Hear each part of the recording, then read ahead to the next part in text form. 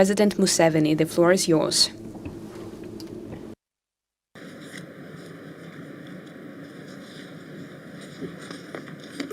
His Excellency President Vladimir Putin, Their Excellencies, the African heads of state and government, the people of Uganda send you greetings and well wishes.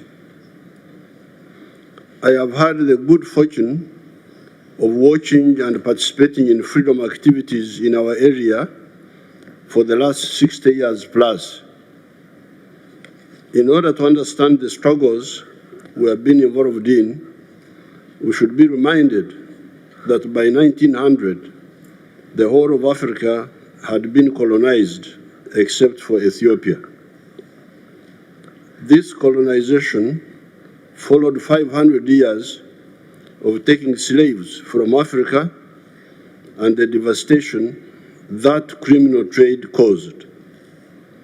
It was not only Africa that was colonized, but also much of Asia, India, Indonesia, Indochina, Burma, the Philippines, Malaysia, etc., and the subjugation and extermination of the indigenous people of the Americas and Australia.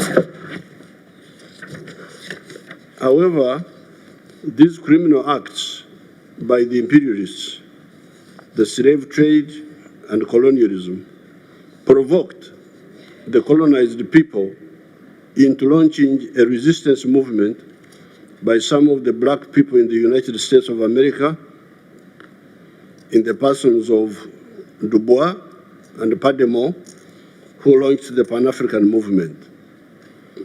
This was the first step. Secondly, in 1912, the African National Congress of South Africa was launched, led by new resistance fighters, different from before, when the leaders of the resistance were the kings and chiefs, such as Kabarega of Uganda, Mkwawa of Tanzania, Lobengura of Zimbabwe, Mwanga of Uganda. Thirdly, the huge country of the Soviet Union was taken over by communists in 1917, and so was the huge country of China in 1949. Those communists were staunch anti-imperialists. Fourthly, our good fortune was that the greedy imperialists started fighting among themselves over us. I'm referring here to the so-called First and Second World Wars. In effect, these were inter-imperialist wars vying for domination of the world. In those wars, the imperialists weakened themselves to the advantage of the anti-colonial movement. That is how India, Pakistan, Indonesia, etc. got independence. Some of the imperialists tried to cling to colonies, but they were defeated in Algeria, Vietnam, Kenya, Mozambique, Angola, Guinea-Bissau, Cape Verde, Zimbabwe, Namibia, and South Africa. Fifthly, even within the imperialist countries, we had allies that were against the evil system. People like Fena Brockway, Dingo Foot, Olof Palme were with us and with our parents before us in opposing this evil system. It is these 5 factors that caused the defeat of the imperialism and restored our sovereignty to some extent. These are, again, the anti-colonial movement in Africa, Asia, and Latin America, the rise of communism in the Soviet Union, China, Cuba, North Korea, etc., the 2 inter-imperialist wars of the last century that caused the weakening of the imperialist countries to our advantage, even when our parents were used as cannon fodder in those criminal wars, fighting the Japanese in Burma, the Italians in Ethiopia, the Germans in North Africa and Europe. Then fifth, the Pan-African movement launched by some of the black people in the United States of America, and the support by some fair-minded persons in the imperialist countries, persons, as I've already said, like Fena Brockway, Dingo Foot, all of Parliament, and others. We are therefore happy to be here in Russia, and we take this opportunity to thank the Soviet peoples and other socialist countries for that support. However, flag independence did not, in the majority of cases in Africa, mean healthy disengagement with imperialist economies. Up to now, many of the African economies still face the bottlenecks and distortions of the colonial era. Although some progress has been achieved, a lot remains to be done.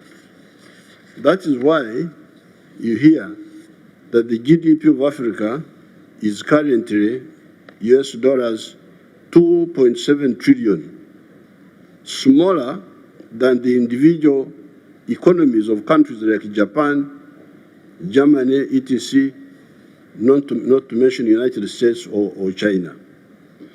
This stunting of the African economies is caused by a number of bottlenecks that I may not have time to enumerate here. We have, however, identified them, and we are handling them together with our brothers in the African Union. However, one example can bring out some of these bottlenecks. This is the issue of coffee. The global value of coffee businesses currently is US dollars 460 billion. 460 billion. This is the value of the coffee in the world. However, all the coffee producing countries in the world, Africa, Brazil, Colombia, Vietnam, all of us, take only US dollars 25 billion out of this. The coffee business in the world, 460 billion. All of us, the coffee producers in the world, our share, $25 billion dollars.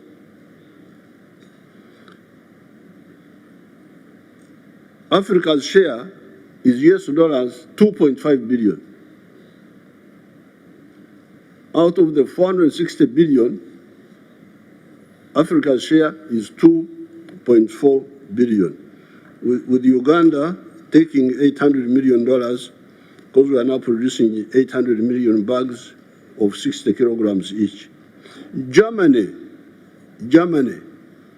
a non-coffee producing country, earns US dollars from coffee, 6.85 billion from coffee, more than all the African coffee producing countries. My young friend from Burkina Faso was asking about this, where the problem is. I could see he's very worried, our young soldier there. So you have the answer here. This is part of modern slavery. This is the modern slavery. What is causing this? Africa being locked into and also locking itself into only producing raw materials of agriculture, minerals, etc., and abstaining from adding value. A kilogram of good coffee today earns about US dollars 2.5. The same kilogram roasted and processed outside Africa earns about US dollars 40. So we get $2.5 for a kilo of coffee. Somebody who is clever outside gets $40. This is the hemorrhage that has stunted Africa's growth. There are other bottlenecks, but I do not have time to go into them. Therefore, my proposal to our allies of Russia, India, China, etc., is to point out to them that they could help here by policy decisions to buy value-added products from Africa rather than raw materials. Those are products like processed coffee instead of bean coffee, chocolate instead of cocoa beans, textiles instead of just cotton, steel instead of iron ore. Iron ore, we call it, our languages are richer than English, we call it obtare. Obtare, that's iron ore, different from the metal. Electric batteries instead of just lithium, etc. Part of the issues we are solving among ourselves in Africa is the issue of the free flow of goods and services in the continental free trade area. If this is addressed, the other problem of food, which people are talking about so much, for African societies, will also be partially addressed. In Uganda, we don't have a problem of food. Uganda is a net exporter of food. Products like maize, milk, bananas, fruits, fish, cassava, not to mention beverages like coffee, tea, cocoa, vanilla, etc. are produced in big quantities, and with irrigation, bigger quantities are possible. Without irrigation, our farmers produce 5.3 tons of bananas per hectare. With irrigation and fertilizers, that production has gone 53 tons per hectare in some of the government-supported farms. It is therefore important for our partners to know that some of the African countries, such as Uganda, produce huge quantities of food, and moreover, food of unique nutritional value, beef with yellow fat, instead of the cholesterol-laden types you get from many parts of the world, potassium-rich bananas, high cream milk, fish with a nuni, Nairopatch bladder, that is a cure for some maladies, millet with protein, carbohydrates, and iron together. What we actually need are markets in both Africa and beyond. This is part of the problem. Some of the African countries have got a lot of food, but they cannot sell it to the other countries because of the trade barriers within Africa. Secondly, you could also encourage your companies. Кроме того, Value addition to the abundant raw materials in Africa means more jobs for the unemployed African youth that are dying in the Mediterranean trying to reach Europe, and more money in their pockets. They will then afford to pay for more electricity generated by turbines made from outside, which creates more jobs and money for the turbine producers outside. After some delays, we in Africa are making some good moves. One of them is the CFTA, the Continental Free Trade Area, that is uniting the huge market of Africa of 1.5 billion people. We shall be 2.5 billion in the next 30 years. Remember that Africa is 12 times bigger than India in land area. But until recently, the population of India has been bigger than that of Africa. Therefore, Africa has actually been underpopulated for much of the millennia. The fact that it is the origin of man, Homo sapiens sapiens, 4.5 million years ago, notwithstanding. Today, on account of modern medicine, Africa will have optimal population for the first time in human history. Finally, those who foment wars on account of ideological issues are wrong, and they are time and opportunity wasters. Human history will move on whether they like it or not. Did the religious wars in Europe impose religious conformity in the world? You remember there were people who wanted to make sure that everybody is a Catholic, wanted to make sure, and they were using war, and what happened? They failed.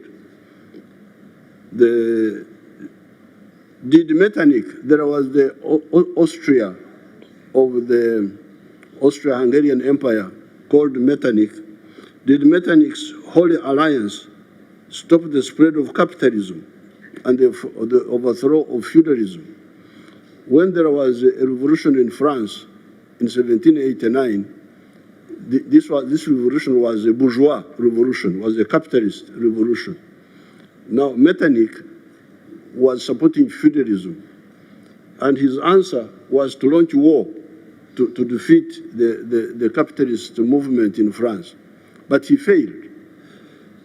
The only justified wars are the just wars, like the anti-colonial wars. Wars of hegemony will fail and waste time and opportunity. Dialogue is the correct way. I thank you. Thank you so much.